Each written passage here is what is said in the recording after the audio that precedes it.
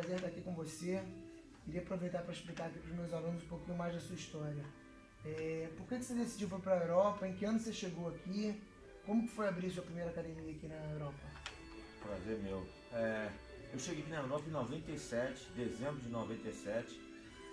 A minha ideia no começo era ir para Paris, até queria aproveitar porque eu já sabia falar francês, aí queria ir para Paris. Eu ouvi falar que você fala italiano, francês, espanhol, catalão e português, é verdade? O catalão é brincadeira, eu entendo o catalão, mas não falo catalão.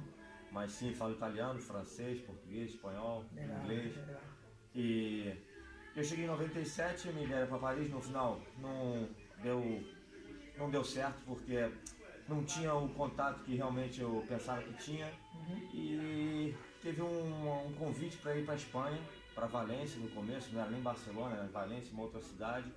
E eu decidi aceitar isso daí porque, tipo assim, no Brasil eu estava bem, no Brasil com o Royler, com o Holker, né? Na academia lá na Gracie Humaitá, mas eu queria fazer o meu time também, sabe? Eu queria ter o meu próprio time, queria crescer, queria me expandir, também tinha vontade de viajar também, de conhecer outros países, né? Tava naquela.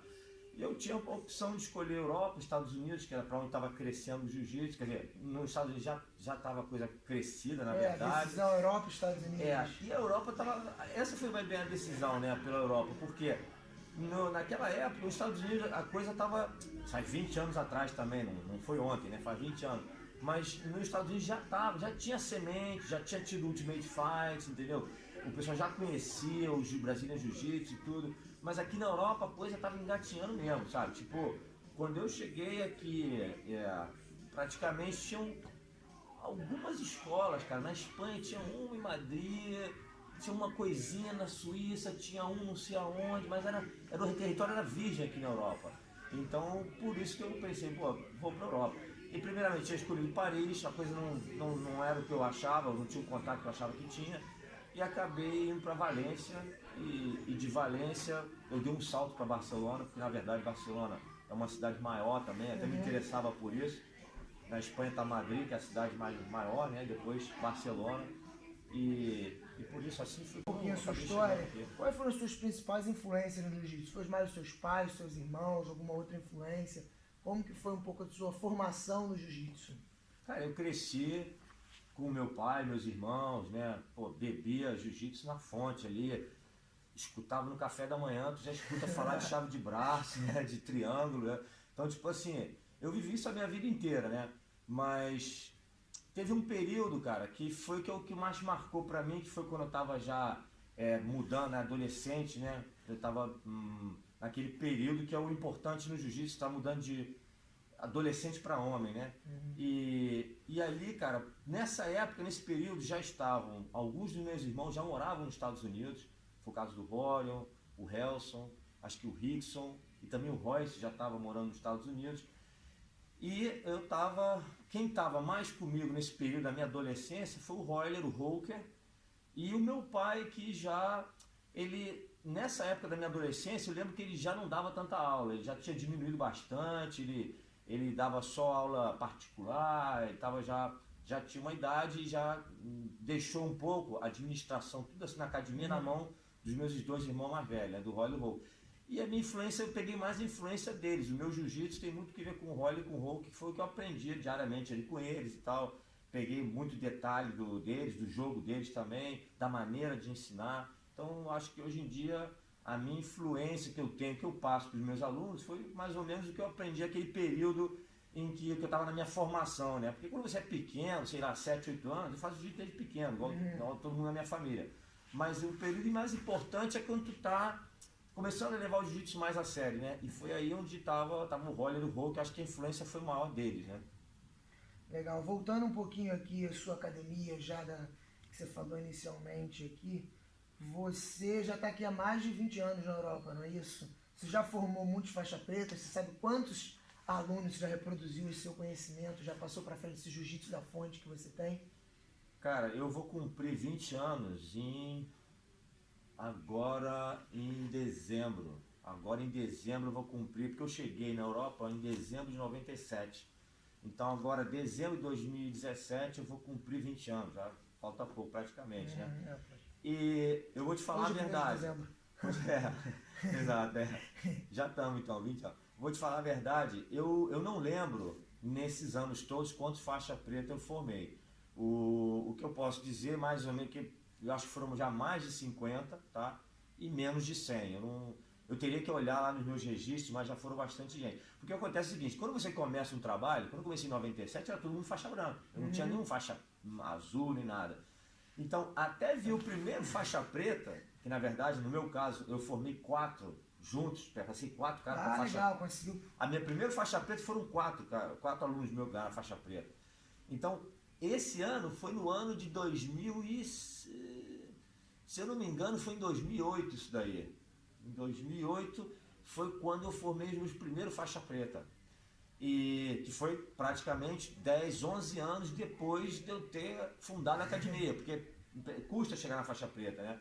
Mas o que acontece? Esse foi o meu primeiros 4. Depois, pouco a pouco, foi tendo mais faixa preta, porque tipo assim, toda a galera, meus primeiros alunos, minha primeira geração de alunos, que continuou comigo tantos anos, depois a distância de pegar a faixa preta de um e de outro já não era tanto. Tipo assim, de repente passava 6 meses ou 7, eu já dava outra faixa preta. Aí passava mais 6 meses, outros faixa preta, porque tinha já aquela galera que já começou muitos anos. Exato. Então, aí quando eu comecei a formar faixa preta, foi pum, pum, pum. É igual porque o trabalho que você fez de anos, tu vai colhendo os frutos depois. A base toda plantada. Exato. Então, em 2008 foi os meus primeiros faixa preta e a partir daí eu comecei pam. E pô, a gente já está em 2017, cara, sinceramente. Eu costumo ter uma cerimônia de faixa preta 2 vezes ao ano, mais ou menos, 2 cerimônias de faixa preta ao ano. E quando eu passo, eu já aproveito para passar. Quando eu vejo que tem gente, claro, tá no nível. Às vezes eu fiz cerimônia de dois alunos passando para faixa preta. Alguma vez eu fiz só um, passando um cara para faixa preta. Mas, porque coincidiu. Mas, por exemplo, agora eu vou ter uma cerimônia agora, terça-feira, dia 5 de dezembro, e eu vou passar 5 caras para faixa preta. Então, tipo assim, tem uma hora que acumula e... Então, como vai agora? Já está saindo mais faixa preta, né? Com trabalho de anos. Eu não sei, deve estar aí mais de 50 com certeza. Com certeza é muita história. E tem quais são as características do seu jiu-jitsu? Você considera que você tem algum tipo de característica especial? O que você gosta? Quais são as suas características pessoais? Cara, eu acho que o jiu-jitsu, né? Você vai formando o teu jogo no jiu-jitsu, acho que já na faixa azul, né? E depois é verdade que o teu jogo às vezes ele vai mudando. Você passa para faixa roxa, aí tu gosta de fazer umas coisas diferentes, já não faz bem como tu fazia na faixa azul, faz outras coisas, marrom, aí tu passa para marrom, tu começa a atacar umas coisas que tu não atacava. Mas eu acho que já na faixa azul tu já se define um pouco, né? Se você é mais guardeiro, se tu é mais passador. Eu, cara, sinceramente sempre gostei de jogar por debaixo. Eu sou guardeiro, Mas eu sou o guardeiro que quer vir em cima. Eu não sou o guardeiro que raspa e agora vem de novo para baixo porque quer raspar de novo. Não, isso eu não gosto. Eu sou guardeiro, mas eu venho em cima e não quero sair de cima. Quero atacar até... Para pegar. Exatamente. Raspar e pegar. Eu acho que é a essência do jiu-jitsu, né, cara? Porque... Acho que ele estava conversando antes, né? Tem os caras que te raspam e, pô, não sabe o que fazer e vem para baixo de novo para te raspar de novo. Não, isso eu nunca fiz, entendeu? Não é o meu objetivo. Raspar e pegar. Esse aí era mais ou menos o meu jogo, Tem alguma característica que um lutador de jiu-jitsu deve ter, não só tecnicamente, mas que tipo de característica você acha que um lutador, um faixa preta, um aluno do seu time deve ter, assim, uma dica como a pessoa deve ser? Pode ser tanto a parte técnica ou a parte... isso que eu ia te falar, a parte técnica, cara, eu não gosto de botar limite, nem dizer como tem que ser. Eu vou ensinando as técnicas e eu gosto de ver que cada um evolui de uma maneira, né? Eu vou ensinando as minhas técnicas, mas cada um pega pro jogo dele, pega o que interessa mais para ele. E eu deixo cada um mais ou menos...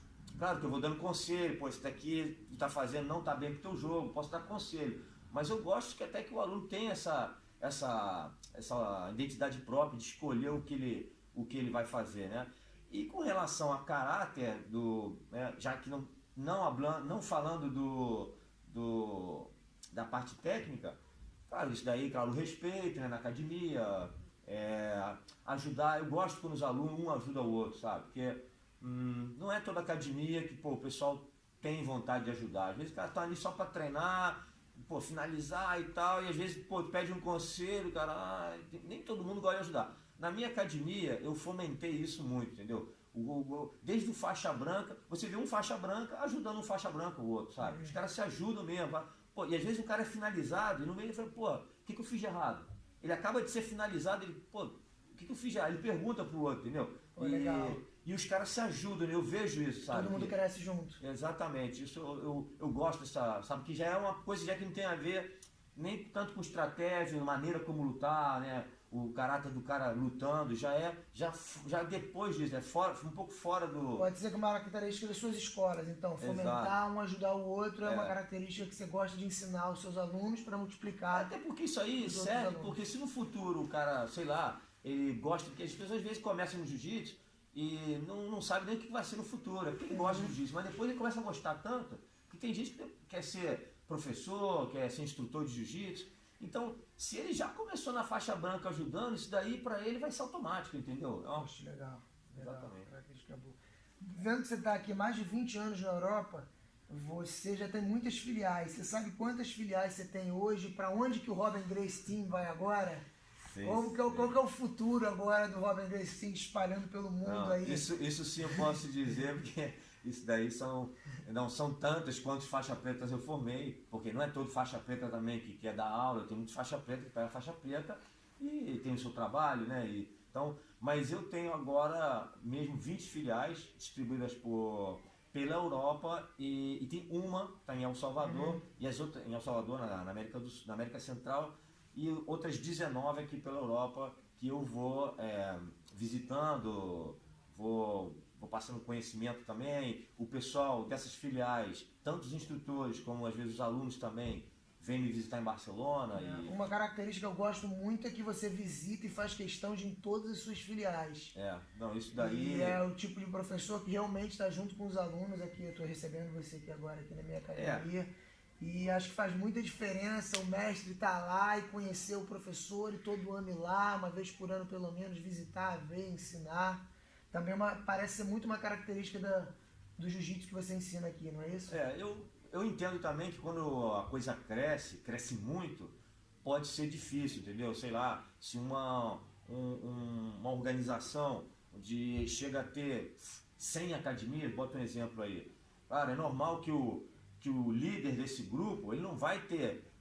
Um ano não tem 100 fins de semana, acho que tem 50, já andei até olhando... 52, 50, se eu não me engano, posso estar errado. Tem uns 52 fins de semana. Imagina que o cara, um chefe, um líder de uma organização tem 100 academias. Ele não dá nem para ele ir, não vai ter um fim de semana livre para visitar cada academia dela. Então eu entendo que o cara tem que se desdobrar, ou tem que mandar o segundo dele, ou até mesmo o terceiro, alguém para cobrir esse espaço que ele não pode ir. Mas no momento eu estou podendo. Tá bacana. Por enquanto tá todo mundo sob a supervisão do mestre, do líder aí, está conseguindo visitar todo mundo. Tá.